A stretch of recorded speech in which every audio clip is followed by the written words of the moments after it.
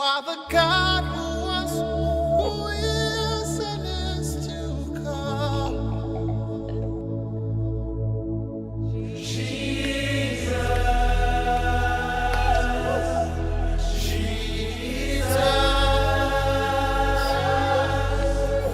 And in you I trust. My life is in your hands, Jesus. You are the miracle working God. And you are Yahweh. You are Yahweh. Bienvenue à cette émission Jésus-Christ, lumière des nations. C'est avec beaucoup de responsabilité et de crainte que je viens nous parler encore des conditions exigées par le roi messianique, le Mashiach, Jésus-Christ, que la plupart d'entre nous avons accepté comme notre Seigneur et notre Sauveur, eh bien, les conditions qu'il exige pour entrer dans son royaume, dans son règne messianique de 1000 ans, qui sera établi à Jérusalem, et son trône sera à Sion, sa montagne sainte. Et alors, il régnera sur toutes les nations, sur toutes les familles des peuples, et il régnera aussi sur la maison de Jacob. Et son règne ne passera point. Son règne est un règne éternel et sa domination est une domination de tous les siècles et de tous les âges. Et ainsi, il va régner jusqu'à ce qu'il ait mis tous ses ennemis sous ses pieds, jusqu'à ce qu'il ait anéanti toute puissance, toute forteresse, tout pouvoir qui s'élève contre la volonté de Dieu sur terre, et alors il remettra le royaume à celui qui est Dieu et Père, et ce sera le règne éternel de Dieu le Père. Et alors en ce moment, le Mashiach, l'agneau, lui-même sera assis sur le trône de son Père. C'est ce que nous pouvons lire dans le livre de l'Apocalypse et dans les autres parties des Saintes Écritures. Alors donc, la suite des conditions exigées par Jésus-Christ, le roi, les conditions qu'il exige pour entrer dans la salle de festin des noces de l'agneau. Eh bien, lisons dans Matthieu au chapitre 7 à partir du verset 15. Je nous avais dit dans les émissions passées que les conditions pour entrer dans le royaume de notre Seigneur Sauveur Jésus-Christ, les conditions sont énoncées clairement dans le livre de Matthieu au chapitre 5, le chapitre 6 et le chapitre 7. Ces trois chapitres nous donnent de connaître et de comprendre les exigences de la justice du royaume de Dieu en la personne de Jésus-Christ, notre Seigneur. Et donc nous lisons à l'intérieur de ces trois chapitres, en particulier dans le chapitre 7, à partir du verset 15. Alors il dit, « Gardez-vous des faux prophètes. Ils viennent à vous en vêtements de brebis, mais au-dedans, ce sont des loups ravisseurs. Vous les connaîtrez à leurs fruits. Cueille-t-on des raisins sur des épines ou des figues sur des chardons? Tout bon arbre porte de bons fruits, mais le mauvais arbre porte de mauvais fruits. Un bon arbre ne peut porter de mauvais fruits, ni un mauvais arbre porter de bons fruits. Tout arbre qui ne porte pas de bons fruits est coupé et jeté au feu. C'est donc à leurs fruits que vous les reconnaîtrez. » Donc là, nous avons la responsabilité individuelle et collective d'extirper du milieu de nous les faux prophètes. Eh bien, pour les reconnaître, on examine leurs fruits, c'est-à-dire la qualité de leur vie. Est-ce que ce qu'ils proclament, ce qu'ils enseignent est conforme à la parole de Dieu et à leur propre manière de vivre? Est-ce que leur manière de vivre s'aligne avec l'enseignement des Saintes Écritures qu'ils proclament, qu'ils enseignent et qu'ils prêchent? Verset 21, « Ceux qui me disent « Seigneur, Seigneur » n'entreront pas tous dans le royaume des cieux, mais celui-là seul qui fait la volonté de mon Père qui est dans les cieux. » Plusieurs me diront en ce jour-là, « Seigneur, Seigneur, n'avons-nous pas prophétisé par ton nom? N'avons-nous pas chassé des démons par ton nom? Et n'avons-nous pas fait beaucoup de miracles par ton nom? » Alors je leur dirai ouvertement, « Je ne vous ai jamais connu. Retirez-vous de moi, vous qui commettez l'iniquité. » Alors, le plus souvent, surtout nous les Africains, nous sommes beaucoup influencés par les miracles, les prophéties et les actes de manifestation de puissance.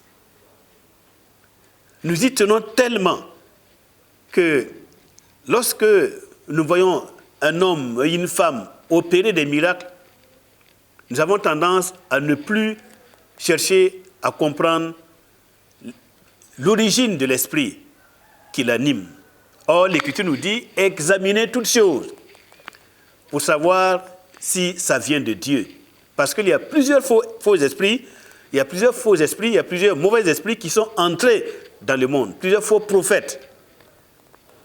Et Dieu n'est pas le seul à faire des miracles, à prophétiser et à faire des prodiges. Dieu n'est pas le seul à le faire. Il y a bien des puissances qui animent notre monde présent, qui animent des hommes et des femmes, mais qui n'ont rien à voir avec le Saint-Esprit, l'Esprit de Christ, l'Esprit messianique. Et donc, nous devrions réellement faire attention. Nous ne devrions pas oublier que nous avons la responsabilité de discerner pour ne pas donner notre foi, notre confiance en des hommes et en des femmes qui, malheureusement, ne vont pas nous amener dans le royaume de Dieu. Le spectaculaire n'est pas forcément de Dieu. Je peux dire que souvent, Dieu n'a même pas besoin de faire une démonstration de puissance, de pouvoir. À qui voulez-vous que Dieu fasse une démonstration de son pouvoir pour prouver qu'il est Dieu? Y a-t-il quelqu'un qui ne sait pas que Dieu est Dieu? Donc, voyons-nous, nous devons comprendre qu'il est nécessaire de discerner qui est de Dieu et qui ne l'est pas. Ceux qui sont de Dieu, ce sont ceux qui font la volonté de Dieu manifestée en Jésus-Christ à travers les commandements de Christ. Il dit, alors je les dirai ouvertement, je ne vous ai jamais connus. Donc des hommes et des femmes qui ont prêché en son nom, qui ont fait des miracles en son nom, qui ont même chassé les démons en son nom. Mais le maître les dira, je ne vous ai jamais connus. Et il les dira ça ouvertement. Retirez-vous de moi, vous qui commettez l'iniquité. Alors, pourquoi le jugement du Seigneur est si sévère pour ces personnes qui prétendent vouloir entrer dans son royaume messianique, entrer dans la salle de noces de l'agneau? C'est parce que, vous voyez, lorsque un homme ou une femme est animé de l'Esprit de Dieu, supposons que cette personne est animée du Saint-Esprit, qu'il a reçu donc les dons du Saint-Esprit, tels qu'on peut les voir dans 1 Corinthiens chapitre 12, il y a la liste des dons du Saint-Esprit, à partir du verset 7. Alors, je suis détenteur, enfin, Dieu vous donne les dons du Saint-Esprit. Et maintenant, chaque fois que le nom du Seigneur est invoqué, eh bien, Dieu honore son nom en répondant à la prière, en accomplissant des miracles, des signes et des prodiges, en guérissant les malades, en chassant les démons. Pourquoi? Parce que c'est le pouvoir, la puissance, l'autorité de son nom qui se manifeste, qui chasse les démons, qui guérit les malades. Parce que le Seigneur a besoin de révéler sa compassion à ceux qui souffrent. Il a besoin de chasser les démons pour prouver la réalité de son règne et de sa présence parmi les hommes, pour montrer qu'il est bel et bien présent avec les hommes et que il nous donne un avant-goût de ce que sera son règne lorsqu'il va l'établir à Jérusalem sur Sion, lorsque les temps seront accomplis. Donc le Seigneur, lorsque son nom sera invoqué par qui que ce soit, qui est détenteur d'un don, le Seigneur va répondre. Mais maintenant, il y a une différence entre le fait que le Seigneur a utilisé cette personne, ce pasteur ou ce prédicateur ou ce prêtre pour faire des miracles, et il y a aussi la qualité de vie de la personne. Le Seigneur dit, retirez-vous de moi, vous qui commettez l'iniquité. La personne fait des miracles au nom du Seigneur. Là, on attribue la gloire à Dieu. C'est Dieu qui agit. Ce n'est pas à cause de la piété de la personne que le Seigneur agit. Le Seigneur agit parce qu'il est Dieu et parce que son nom est en jeu. Il ne va pas renier son propre nom. Mais cela n'a rien à voir avec la qualité de vie de la personne, parce que malheureusement, on voit, le Seigneur dit, vous faites toutes ces choses. Vous faites des miracles. Vous chassez les démons. Vous guérissez les malades. Vous prophétisez même à mon nom. Ça fonctionne par le Saint-Esprit. Mais vous, vos actes sont des actes d'iniquité. Vous commettez, vous pratiquez le mal. La méchanceté, la fornication, la débauche. Vous êtes sans compassion. Vous êtes sans miséricorde. Vous dominez sur les uns et les autres. Vous êtes envieux.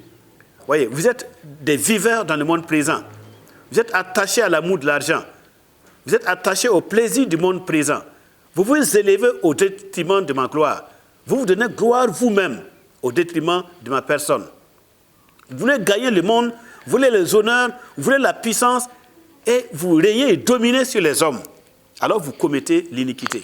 Vous n'avez pas de compassion pour la veuve, pour l'orphelin, pour l'opprimé, pour votre frère, votre sœur, qui est dans la souffrance, qui est dans la douleur, qui est dans le besoin. Vous fermez les yeux sur les besoins des hommes. Alors vous commettez l'iniquité. Donc nous devons vraiment faire attention et ne pas donner du crédit à tout le monde. Comprendre qu'il y a des hommes et des femmes qui vont accomplir des miracles, qui vont être détenteurs de puissants de pouvoir, mais qui malheureusement, leur vie ne sera pas conforme, n'est pas conforme à la sainteté du Seigneur, à la volonté du Seigneur, et ils ne pourront pas participer au festin des noces de l'agneau. Alors le Seigneur dit, c'est pourquoi quiconque entend ces paroles que j'ai dites et les met en pratique, tout le problème c'est de mettre en pratique, qui les met en pratique sera semblable à un homme prudent qui a bâti sa maison sur le roc. La pluie est tombée. Donc la personne, elle est prudente. Elle a bâti sa maison sur le roc. La pluie est tombée. C'est-à-dire le jugement de Dieu est venu. Les torrents sont venus. Jugement de Dieu.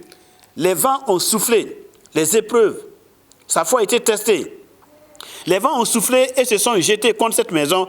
Elle n'est point tombée parce qu'elle est fondée sur le roc. Le roc, c'est la parole du Seigneur. Mais quiconque entend ces paroles, voyez, que je dis, et ne les met pas en pratique, sera semblable à un homme insensé qui a bâti sa maison sur le sable. La pluie est tombée, les torrents sont venus, les vents ont soufflé et ont battu cette maison. Elle est tombée et sa ruine a été grande. Voilà. Donc, on se rend compte qu'il y a nécessité pour nous de prendre au sérieux ce que le Seigneur enseigne dans son évangile. Les enseignements du Seigneur Jésus-Christ, les conditions qu'il a données pour participer au royaume messianique, Matthieu chapitre 5, Matthieu chapitre 6, Matthieu chapitre 7, cela est à prendre au sérieux.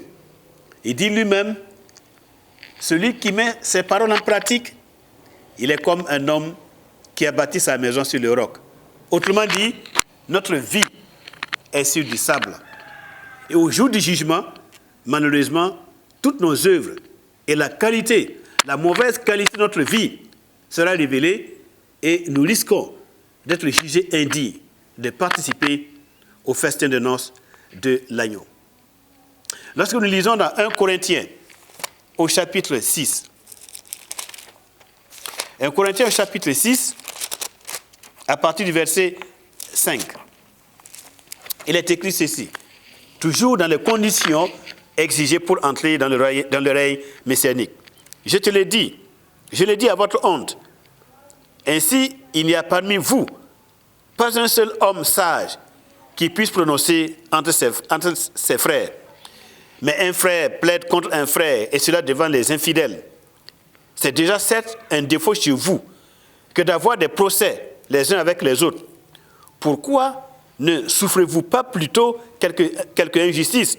Pourquoi ne vous laissez pas plutôt dépouiller? Mais c'est vous qui commettez l'injustice. Alors, ça revient. Vous qui commettez l'injustice et qui dépouillez. Et c'est envers des frères que vous agissez de la sorte.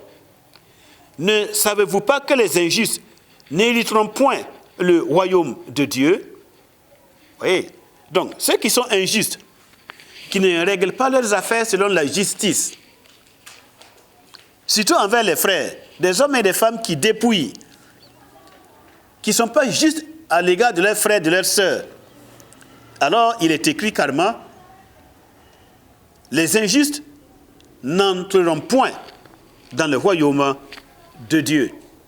Donc nous devrions faire attention, de sorte à régler nos affaires avec nos frères et nos sœurs, avec nos voisins, avec notre prochain ou notre lointain, avec tout homme. Nous devrions non pas seulement rechercher nos propres intérêts, défendre nos propres intérêts, bec et ongle, mais nous devrions d'abord nous poser la question, est-ce que notre manière de régler notre problème avec notre frère, est-ce que c'est conforme à la justice de Dieu? Est-ce que nous sommes justes en réclamant ceci ou en réclamant cela?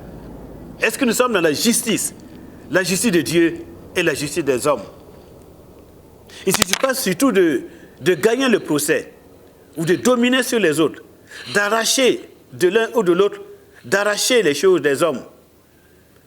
Mais il s'agit de savoir, est-ce que ce que nous avons arraché par nos efforts, est-ce que cela est conforme à la justice de Dieu? Autrement dit, tôt ou tard, nous allons le payer devant le Seigneur. Tout acte, qu'il soit bon ou qu'il soit mauvais, recevra sa récompense selon les 5 commandements du Seigneur. Nous allons lire d'autres passages qui nous parlent des autres conditions pour entrer dans le règne messianique. Nous avons vu que les injustes n'entreront pas dans le royaume de Dieu. Nous avons vu que ce n'est pas forcément parce qu'on fait des miracles qu'on est digne pour entrer dans le royaume de Dieu. Maintenant, dans Hébreux, chapitre 12, verset 14. Hébreux, chapitre 12, le verset 14. Hébreux 12, 14. Là, il est écrit, recherchez la paix avec tous et la sanctification, sans laquelle personne ne verra le Seigneur. Personne ne verra le Seigneur, et donc personne ne pourra entrer dans la salle de festin de noces de l'agneau, ni participer au règne messianique 2001. Recherchez la paix avec tous. La paix avec tous. Dans certaines circonstances, il nous faut comprendre que puisque nous sommes des fils de Dieu, des enfants du royaume de Dieu, nous devons être des porteurs de paix. Nous devons rechercher la paix avec les hommes de quelque manière que ce soit. Nous devons mettre le prix pour être en paix avec tous les hommes autant que cela dépend de nous. Et ensuite, la sanctification, la mise à part. Si nous adoptons le mode de vie et de comportement, nous nous comportons selon la théologie populaire, non pas en nous alliant sur les commandements du Seigneur, eh bien, en ce moment-là, nous allons être messieurs et madame du monde présent. Nos pensées ne seront pas renouvelées comme les pensées de quelqu'un qui appartient au royaume de Dieu. Nous serons souillés de l'intérieur et par conséquent, nous ne serons pas propres pour participer au règne du Seigneur. Il nous faut la sanctification, la mise à part. Abraham, l'hébreu. L'hébreu, c'est celui qui est de l'autre côté. Celui qui ne se met pas en compagnie des moqueurs, des pécheurs, de ces hommes et de ces femmes qui n'ont ni loi ni foi, qui n'ont pas la crainte de Dieu et qui ne mettent pas en pratique les commandements du Seigneur. Et l'hébreu, c'est ça. Il nous faut savoir dans quel milieu nous devrions évoluer. Nous devrions choisir notre compagnie. Parce que les mauvaises compagnies corrompent les bonnes mœurs. Donc, il est important de comprendre la nécessité de la sanctification, c'est-à-dire se mettre à part pour vivre la vie du royaume messianique, de vivre la vie de Christ afin de mériter, de participer au règne de 1001.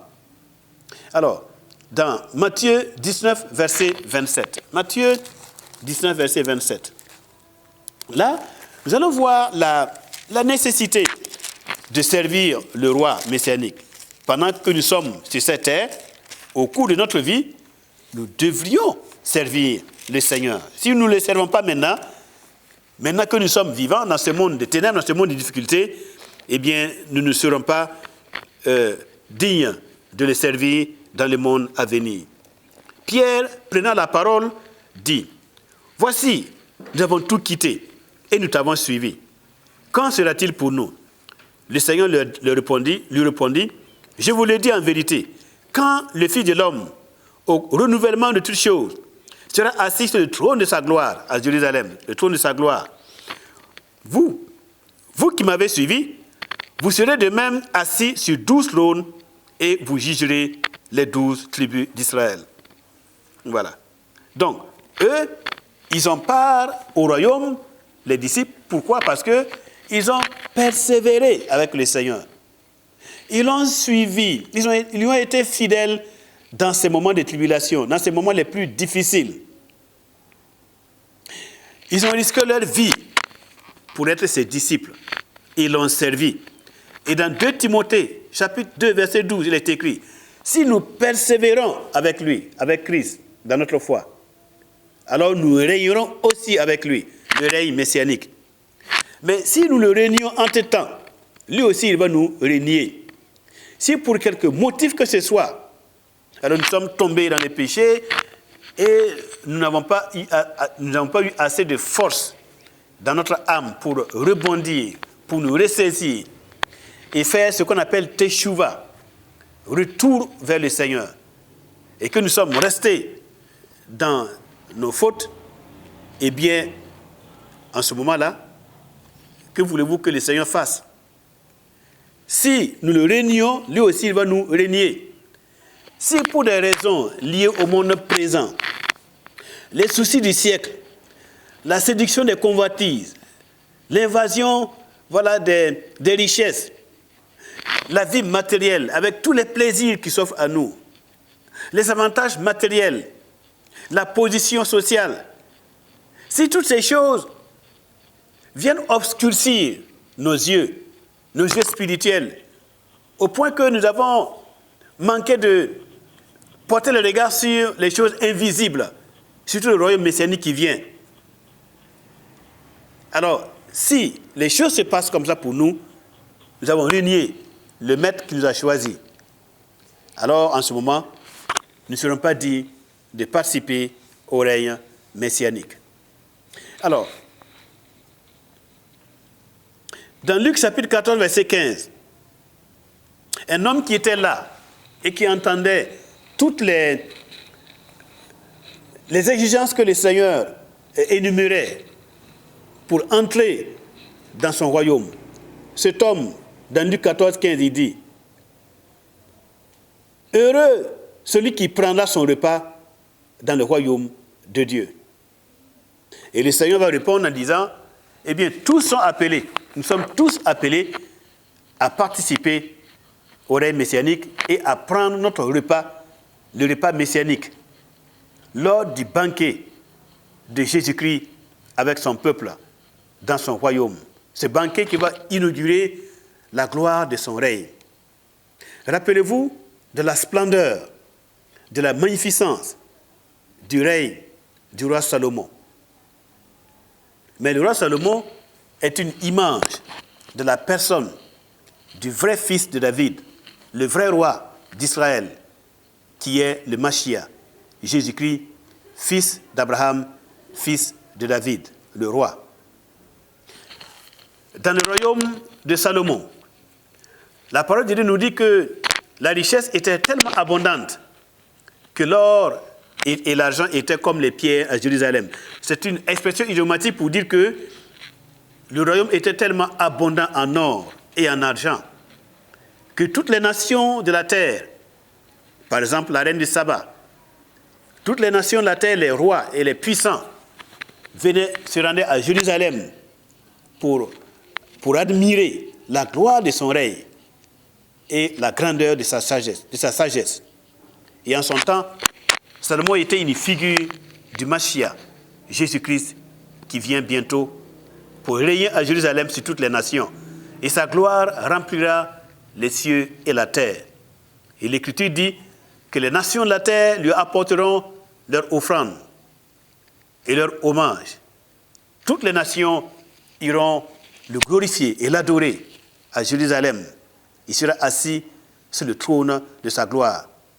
Un trône qu'il a mérité parce qu'il a donné sa vie en sacrifice au jour de sa chair, en sacrifice pour racheter de l'iniquité du péché, de la rébellion, de la puissance de Satan et de la mort des hommes de toutes les nations, de toutes les familles des peuples qui lui ont fait confiance, qui l'ont accepté comme étant leur substitut, leur avocat, leur vicaire, leur représentant devant la justice de Dieu. Des hommes et des femmes qui ont eu confiance en eux, qui ont invoqué son nom et qui se sont appuyés sur lui comme on s'appuie sur un rocher.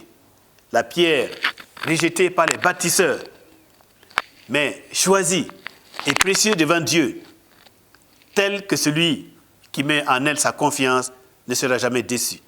Jésus-Christ, notre Seigneur.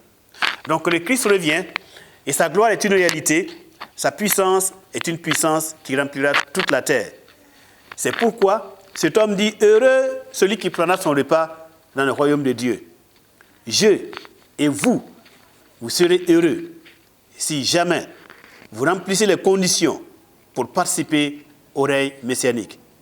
Vous serez vraiment heureux, le vrai bonheur, le shalom, la joie éternelle va couronner votre tête. Qu'il en soit ainsi et que chacun de nous puisse se préparer sincèrement, dès à présent, pour rencontrer celui qui est inévitable, celui qui est établi par Dieu, juge des vivants et des morts, Jésus-Christ, le Fils de Dieu, qui est venu d'abord, dans un premier temps, comme serviteur de Dieu et des hommes, comme agneau, pour se donner comme sacrifice, pour effacer nos péchés, et qui, en retour, en second lieu, reviendra, non plus pour mourir, mais il reviendra pour régner, comme le lion de la tribu de Juda, le roi des rois et le Seigneur des seigneurs. Que Dieu vous bénisse en attendant ce jour glorieux et qui nous anime de la foi du Mashiach, Jésus-Christ, notre Seigneur. Amen.